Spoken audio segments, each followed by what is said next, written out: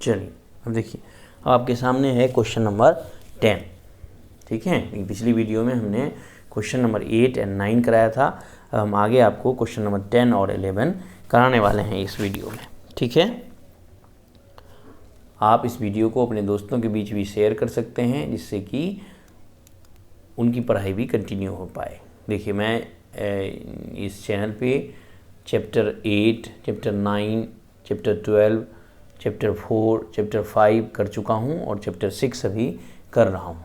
ठीक है, आप लोग अपने डाउट्स कमेंट बॉक्स में पूछ सकते हैं। जो भी डाउट आपको हो रहा है, जहाँ भी हो रहा है, जिस भी सब्जेक्ट में हो रहा है, आप हमसे पूछ सकते हैं क्लास 10th के। ठीक है, और मैथ के तो स्पेशली आप पूछ ही सकते हैं। ठीक है, तो चलिए अब हम इस क्वेश्चन को करते हैं।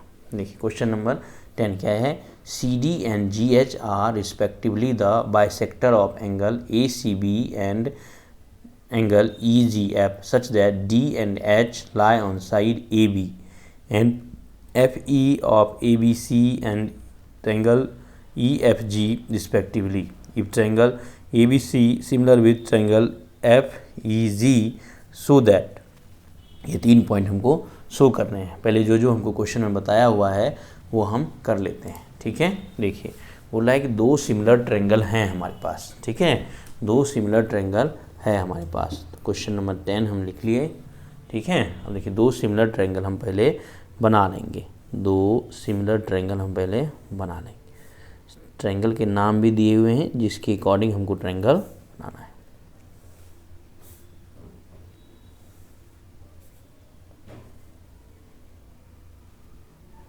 ठीक है, देखिए ट्रायंगल का नाम दिया हुआ है A, B और C।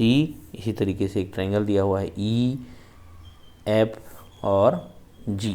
ठीक है, 2 ट्रायंगल दिया हुआ है हमारे पास, ABC और EFG। ठीक है, ABC भी दिया हुआ है और EFG भी दिया हुआ है। उसमें क्या बोला है कि CD and GH are respectively the bisector of angle ACB। देखिए एंगल ACB, ACB का जो ये इस एंगल का जो बाइसेक्टर है वो क्या बोल रहा है? वो है CD। वो क्या है? CD। इस एंगल को बाइसेक्ट कर रहा है, यानी कि इस एंगल को 2 टुकड़े में बांट रहा है। इसी तरीके से दूसरे ट्रायंगल में क्या बोल रहा है कि GH are the respectively bisector of angle EGF। Angle जो है EGF, इसका जो बाइसेक्टर है, इसका जो बाइसेक्टर है वो क्या होगा? वो होगा यहाँ पे H। ठीक है, फिर क्या कह रहा है क्वेश्चन आगे कह रहा है लाई ऑन साइड AB और EF। बोल रहा है जो बाइसेक्टर है वो लाई कर रहा है, यानी पॉइंट D और H जो है वो रिस्पेक्टिवली AB और FE पॉइंट पे लाई कर रहा है, 9 पे लाई कर रहा है। ठीक है, अब देखिए अब दिया हुआ triangle ABC similar with triangle FEG। देखिए गिवन लिखेंगे हम, given triangle ABC similar with triangle EFG। ये दोनों ट्रायंगल क्या है? सिमिलर है। सिमिलर होने का मतलब क्या हुआ? सिमिलर होने का मतलब हुआ कि angle A is equal to होगा एंगल F। एंगल A और एंगल F जो है वो क्या है? इक्वल होगा। Angle A and angle F क्या हो गया? इक्वल। और इसी तरीके से angle B equal to angle E हो गया। एंगल B और एंगल E जो है वो इक्वल हो गया। ठीक है, अब देखिए अब ये जो एंगल C है, C एंगल को क्या बोल सकते हैं? हम बोल सकते हैं एंगल ACB। एंगल C भी इक्वल होगा किसके? एंगल G के। और एंगल G को क्या बोल सकते हैं? FGE। ये दोनों क्या होगा? इक्वल होगा। अब ये दोनों एंगल इक्वल है तो इसका हाफ ऑफ एंगल भी क्या है? इक्वल है। हाफ ऑफ एंगल भी क्या है? इक्वल है। देखिए हाफ ऑफ एंगल भी क्या है? इक्वल है। यानी कि हाफ ऑफ एंगल को हम क्या बोलेंगे? यहाँ पे बोलेंगे हम एंगल ACD भी इक्वल है किसके? एंगल FGH के। ठीक है, क्यों? क्योंकि ये पूरा एंगल ACB इक्वल है एंगल FGE के, तो उसका हाफ भी क्या होगा? इक्वल होगा। ये बात आप समझ चुके हैं। ठीक है, इसी तरीके से क्या हो जाएगा? एंगल DCB, एंगल DCB भी इक्वल हो जाएगा एंगल HGE ठीक है, ये समझ में आ गया। क्योंकि पूरा एंगल एक दूसरे के इक्वल है तो उसका हाफ भी क्या होगा, इक्वल होगा। ठीक है, हाफ भी क्या होगा, इक्वल होगा। यहाँ पे समझने में कोई दिक्कत नहीं होनी चाहिए। ठीक है, चलिए अब क्या बोल रहा है हमको, बोला है CD अपॉन GH। देखिए बोला है CD अपॉन GH और AC अपॉन FG, ये GF क्या है, सेम है। इसके लिए हमको क्या करना पड़ेगा, ट्रायंगल ACD और ट्रायंगल GFH को सिमिलर प्रूफ करना पड़ेगा। ठीक है, क्या करना पड़ेगा, सिमिलर प्रूफ करना पड़ेगा। ठीक है, ठीक है। तो अब देखिए हम लिखेंगे यहाँ पार्ट फर्स्ट, यहाँ लिख देते हैं। पार्ट फर्स्ट के लिए हम क्या लिखेंगे, in triangle ACD and in triangle FGH, ACD and FGH में देखिए क्या हो रहा है, angle A is equal to angle F है। क्यों, क्योंकि हमको दिया हुआ है ट्रायंगल ABC और ट्रायंगल EFG क्या है, सिमिलर है। इससे क्या हो गया, angle A is equal to angle F हो गया। ठीक है, एंगल A जो है एंगल F के इक्वल है। और साथ ही साथ हमको क्या दिया हुआ है, वो दिया हुआ है एंगल, नहीं हमने निकाला है angle ACD is equal to angle FGH। ये क्या है, ये देखिए ये वाला पॉइंट देख लीजिए क्या है, ACD इक्वल टू क्या है, एंगल FGH। तो ये हम लिख दिए। फिर क्या हो जाएगा, बाय एंगल क्राइटेरिया से देखिए क्या होगा, एंगल सिमिलरिटी क्राइटेरिया से क्या हो जाएगा, ट्रायंगल ACD सिमिलर हो जाएगा ट्रायंगल FGH के। ये दोनों ट्रायंगल क्या हो गया, सिमिलर। ये दोनों ट्रायंगल क्या हो गया, सिमिलर। ठीक है, कोई दिक्कत है, अगर ये ट्रायंगल सिमिलर हो गया, ट्रायंगल अगर सिमिलर हो गया तो हो जाएगा CD by GH is equal to AC by FG। ये दोनों ट्रायंगल इक्वल हो गया तो क्या हो जाएगा, रेशियो भी इक्वल हो जाएगा। रेशियो भी क्या हो जाएगा, इक्वल। ठीक है, कोई दिक्कत है इसमें, आई होप दिक्कत नहीं होनी चाहिए। चलिए ठीक है, हम आगे बढ़ते हैं। आगे बढ़ने से पहले क्या करते हैं, हम इसी का पार्ट 1 कर चुके हैं, अब इसका पार्ट 2 करते हैं। यहीं पे हम इसका पार्ट 2 करते हैं। ठीक है, देखिए यहाँ पे हम क्या करते हैं, इसका पार्ट 2 हम कर लेते हैं। ठीक है, देखिए पार्ट 2 हमको क्या प्रूव करना है, triangle DCB similar with triangle HGE। ठीक है, सबसे पहले हम लिख लेते हैं, लिख लेते हैं in triangle DCB and triangle HGE। ठीक है, इनमें भी देखिए हमने क्या किया है, angle DCB is equal to angle HGE कैसे होगा ये हमने आपको समझा दिया है। चूँकि एंगल C और एंगल G इक्वल है इसलिए उसका हाफ भी इक्वल होगा। ठीक है, उसका हाफ भी इक्वल होगा। ठीक है, कोई दिक्कत है इसमें नहीं। और angle B is equal to angle E भी इक्वल होगा। क्यों, क्योंकि ट्रायंगल ABC और ट्रायंगल EFG हमको सिमिलर दिया हुआ है, ठीक है। इससे क्या हो जाएगा, बाय एंगल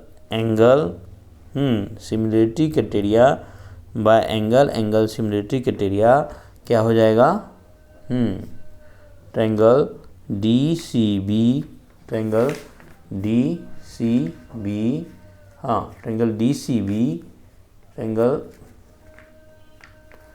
DCB हो जाएगा सिमिलर विथ ट्रायंगल HGE के।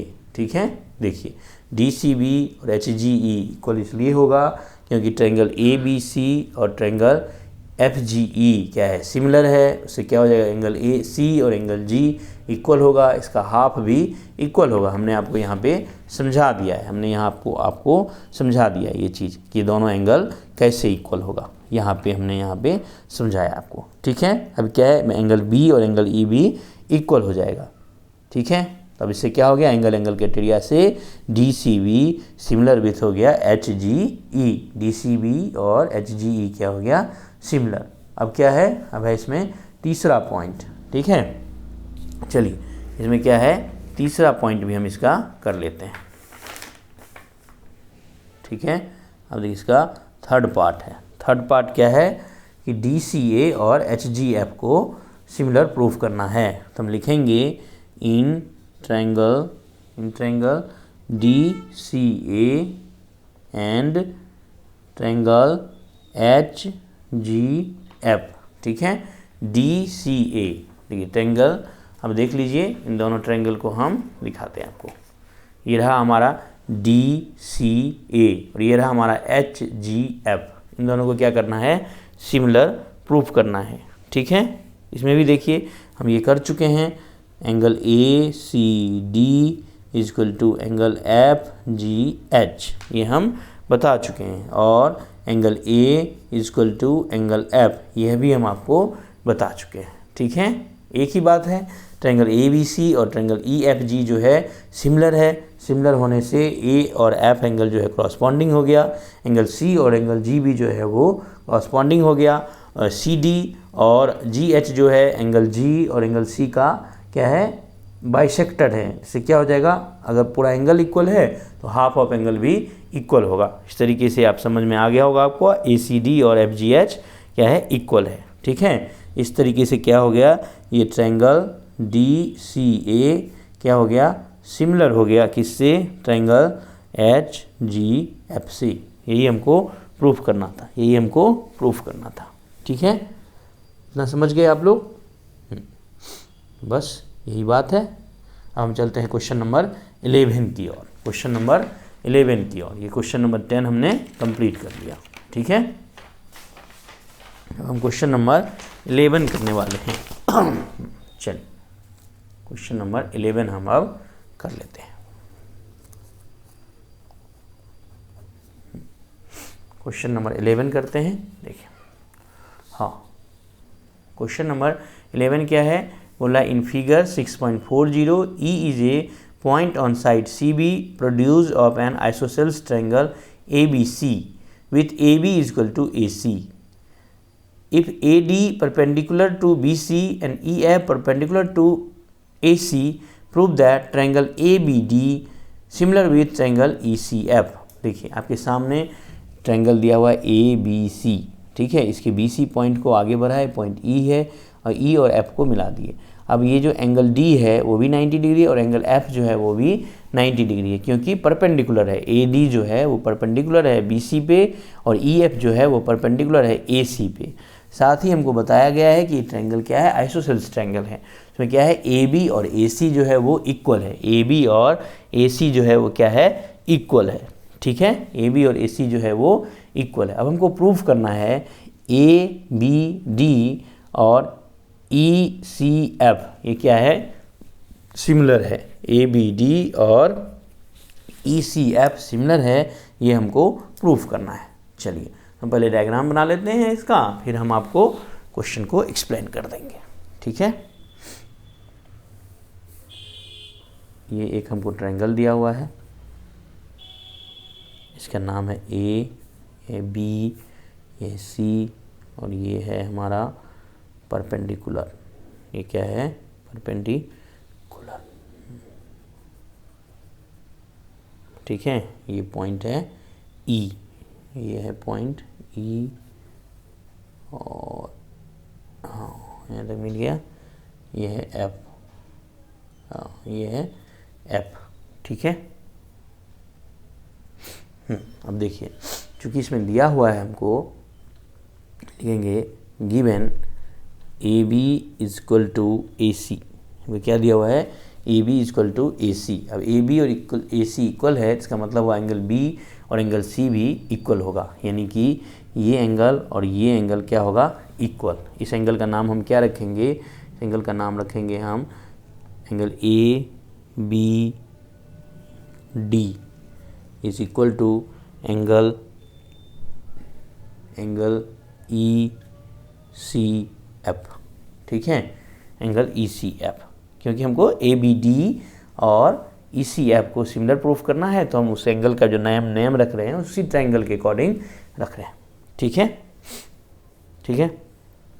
अब देखिए एक चीज़ और है, इन दोनों एंगल में ये देखिए angle E F C equal to क्या है, एंगल ए डी बी, ये दोनों कितना है 90 डिग्री। ये दोनों एंगल क्या है 90 डिग्री। ठीक है, ठीक है, ये दोनों क्या है 90 डिग्री। ए बी डी और ई सी एफ और ई एफ सी और ए डी बी ये क्या है इक्वल हो गया। तो अब देखिए एंगल क्राइटेरिया से हम यहाँ लिख सकते थे, अब देखिए हाँ, हम क्या है एंगल क्राइटेरिया से क्या हो गया, ये दोनों ट्रायंगल जो हो गया, ट्रायंगल ए बी डी क्या हो गया, सिमिलर हो गया ट्रायंगल ई सी एफ के।